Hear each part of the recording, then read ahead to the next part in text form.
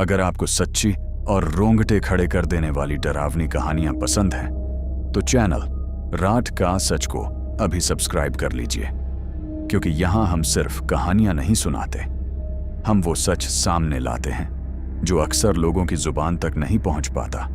और कई बार वो सच इतना खतरनाक होता है कि उसे सुनने के बाद इंसान अकेले में खुद से भी डरने लगता है। ये कहानी है सचिन जी की, उत्तर प्रदेश के बांदा जिले के एक छोटे से गांव की। उन्होंने गांव का नाम बताने से साफ मना किया है। उनका कहना है, कुछ जगहें ऐसी होती हैं जहां सिर्फ जाना ही नहीं, उनका नाम लेना भी एक खतरा बन सकता है। ये घटना साल 2018 की है। उस वक्त सचिन सिर्फ 15 साल के थे, लेकिन जो उन्होंने देखा, जो उन्होंने महसूस किया, वो आज तक उनके दिमाग से नहीं निकला। कई साल बीत गए, लेकिन कुछ चीजें कभी खत्म नहीं होती, वो बस इंतजार करती हैं। इस कहानी की शुरुआत वहां से नहीं होती जहां सब कुछ ठीक था, बल्कि वहां से होती है जहां डर ने पहली बार अपना असली रूप दिखाया। रात के करीब 8 बजे का समय था। आसमान पूरी तरह काला हो चुका था, चांद बादलों के पीछे छुपा हुआ था और सड़क पूरी तरह सुनसान थी। दूर दूर तक कोई इंसान नहीं, कोई गाड़ी नहीं, कोई रोशनी नहीं, बस जंगल और उस जंगल की खामोशी। लेकिन वो खामोशी असली खामोशी नहीं थी। उसमें कुछ छुपा हुआ था, कुछ ऐसा जो दिखता नहीं था लेकिन महसूस होता था। उस सुनसान सड़क पर एक बाइक चल रही थी और उस बाइक की आवाज उस खामोशी को काटती हुई आगे बढ़ रही थी। उस बाइक पर बैठे थे मामा जी, उनके पीछे बैठी थी कल्पना दीदी और उनके साथ उनके 3 छोटे बच्चे। सब कुछ सामान्य लग रहा था, लेकिन अचानक कुछ बदल गया।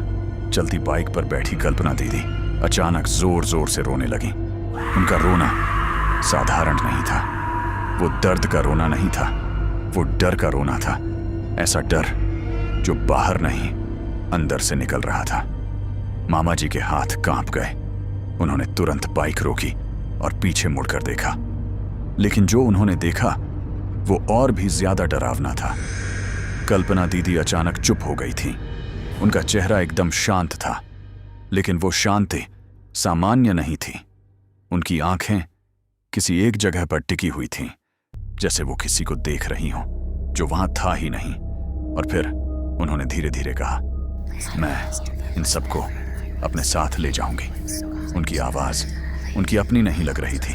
उसमें कोई भावना नहीं थी, कोई डर नहीं, कोई दर्द नहीं, बस एक ठंडापन था।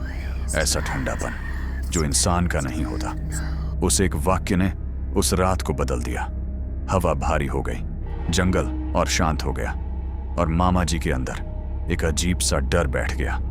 उन्होंने खुद को समझाया कि ये सब उनका भ्रम है, लेकिन अंदर से वो जानते थे कि कुछ ठीक नहीं है। उन्होंने बाइक फिर से चालू की और आगे बढ़ गए, लेकिन अब वो अकेले नहीं थे। उन्हें महसूस हो रहा था कि उनके साथ कोई और भी है जो दिखाई नहीं दे रहा, लेकिन मौजूद है।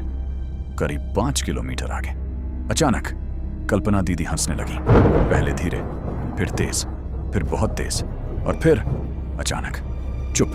और फिर उन्होंने कहा, अब इसे कोई नहीं बचा पाएगा। और अगले ही पल वो बाइक से कूद गई। सब कुछ 1 सेकंड में हुआ। बाइक फिसली, बच्चे चीखे और सड़क पर हादसा हो गया।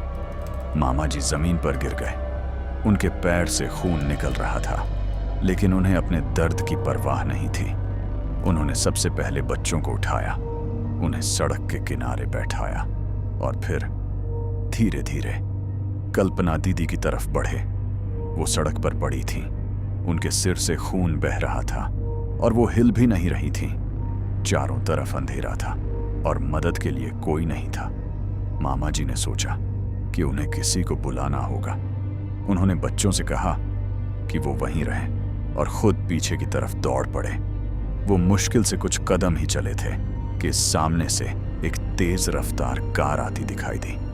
उन्होंने हाथ देकर उसे रोकने की कोशिश की, लेकिन कार नहीं रुकी और अगले ही पल वो कार सीधे कल्पना दीदी के ऊपर से गुजर गई। उस पल जैसे समय रुक गया। मामा जी वहीं खड़े रह गए। उनकी आंखों के सामने सब खत्म हो गया। लेकिन असल में कुछ भी खत्म नहीं हुआ था, बल्कि कुछ शुरू हुआ था। उस पल जैसे सब कुछ खत्म हो गया था, लेकिन असल में कुछ भी खत्म नहीं हुआ था, बल्कि कुछ शुरू हुआ था। उस रात के बाद, घर वापस आने के बाद, सब कुछ सामान्य दिख रहा था। लोग रो रहे थे, परिवार टूट चुका था, हर तरफ मातम था। लेकिन सचिन जी बताते हैं कि उस घर में कुछ बदल चुका था। पहली रात सब लोग थक कर सो गए, लेकिन सचिन नहीं सो पाए। उन्हें बार बार वही आवाज सुनाई दे रही थी, धीरे से, बहुत धीमे, जैसे कोई पास खड़ा होकर फुसफुसा रहा हो। वो आवाज स्पष्ट नहीं थी, लेकिन उसमें एक बात बार बार दोहराई जा रही थी, मैं इन्हें अपने साथ ले जाऊंगी। सचिन ने सोचा, ये उनका डर है, उनका वहम है। लेकिन वो आवाज हर रात उन्हें सुनाई देने लगी, कभी खिड़की के पास से, कभी दरवाजे के पीछे से, कभी बिल्कुल उनके कान के पास से। और सबसे अजीब बात, जब भी वो उस आवाज को सुनते, उन्हें ठंडी हवा का एहसास होता। ऐसा लगता जैसे कोई उनके बहुत करीब खड़ा है। लेकिन जब वो पीछे मुड़ते, वहां कोई नहीं होता। कुछ दिन बीते, फिर कुछ हफ्ते, फिर कुछ महीने। धीरे धीरे सब लोग उस हादसे को भूलने की कोशिश करने लगे, लेकिन कुछ चीजें भूलने से नहीं भूलती। एक रात सचिन ने एक सपना देखा। वो उसी सड़क पर खड़े थे जहां हादसा हुआ था। चारों तरफ अंधेरा था और दूर पीपल के पेड़ के नीचे कोई खड़ा था। वो धीरे धीरे उनकी तरफ बढ़ रहा था। जैसे जैसे वो करीब आया, सचिन का दिल जोर जोर से धड़कने लगा। और जब वो बिल्कुल सामने आया, तो सचिन ने देखा वो कल्पना दीदी थी। लेकिन उनका चेहरा वैसा नहीं था। उनकी आंखें पूरी काली थीं और उनका चेहरा अजीब तरीके से मुस्कुरा रहा था। सचिन अचानक नींद से जाग गए। उनका पूरा शरीर पसीने से भीगा हुआ था। और सबसे डरावनी बात, उन्हें ऐसा लगा जैसे कोई अभी भी कमरे में है, कोई जो उन्हें देख रहा है। उन्होंने धीरे धीरे सिर घुमाया, लेकिन कमरा खाली था। उस रात के बाद सचिन कभी चैन से नहीं सो पाए। समय बीतता गया, करीब 2 से 3 साल गुजर गए। सब कुछ सामान्य लगने लगा, लेकिन एक रात सब कुछ फिर से शुरू हुआ। अचानक घर में पता चला कि दोनों बच्चे, आर्यन और आरव, अपने बिस्तर पर नहीं है। पहले तो लगा कि वो कहीं बाहर गए होंगे, लेकिन जब पूरे घर में ढूंढा गया तो वो कहीं नहीं मिले। धीरे धीरे पूरे गांव में ये खबर फैल गई। हर तरफ अफरा तफरी मच गई। लोग टोलियां बनाकर उन्हें ढूंढने निकल पड़े। कुछ लोग जंगल की तरफ गए, कुछ स्कूल की तरफ, कुछ स्टेशन की तरफ, और कुछ लोग उसी सड़क की तरफ जहां हादसा हुआ था। करीब 15 मिनट बाद एक फोन आया, बच्चे मिल गए हैं। लेकिन जहां वो मिले, वो सुनकर सबकी रूह कांप गई। दोनों बच्चे पीपल के पेड़ के नीचे सो रहे थे, ठीक उसी जगह जहां उनकी मां की मौत हुई थी। जब उन्हें जगाया गया तो वो बिल्कुल शांत थे, जैसे कुछ हुआ ही नहीं। और जब उनसे पूछा गया कि वो वहां कैसे पहुंचे, तो उन्होंने जो जवाब दिया उसने सबको अंदर तक हिला दिया। उन्होंने कहा कि उन्हें उनकी मम्मी वहां लेकर आई थी। उस रात गांव में कोई नहीं सो पाया। हर किसी को एक ही डर सता रहा था, क्या वो सच में वापस आ गई है। अगले दिन पूरे घर की पूजा करवाई गई, मंत्र पढ़े गए, हवन किया गया। कुछ समय के लिए सब कुछ शांत हो गया, लेकिन ये शांति अस्थायी थी। करीब 6 महीने बाद एक और घटना हुई। पड़ोस की एक औरत, नीलम, अचानक अजीब हरकतें करने लगी। वो कभी रोती, कभी हंसती, कभी उसकी आवाज बदल जाती। ऐसा लगता जैसे उसके अंदर कोई और है। आखिरकार उसे बांधना पड़ा। जब बाबा को बुलाया गया और उससे पूछा गया, तो उसने धीरे धीरे सिर उठाया और फिर एक आवाज निकली जो उसकी अपनी नहीं थी। उसने कहा, मेरा नाम कल्पना है।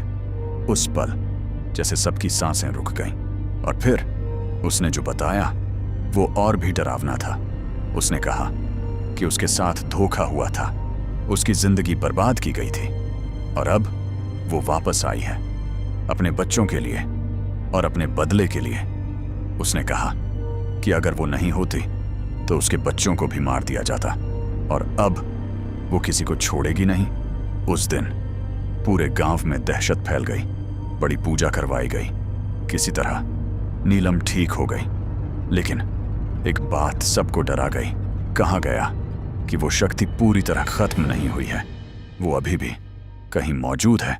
आज भी उस गांव में कोई उस पीपल के पेड़ के पास रात में नहीं जाता, क्योंकि कुछ लोगों ने देखा है कि वहां एक औरत खड़ी होती है जो पहले रोती है, फिर हंसती है और फिर धीरे से कहती है, मैं इन्हें अपने साथ ले जाऊंगी। और सचिन जी कहते हैं कि कई बार आज भी उन्हें वो आवाज सुनाई देती है जब वो अकेले होते हैं और तब उन्हें लगता है कि ये कहानी अभी खत्म नहीं हुई है।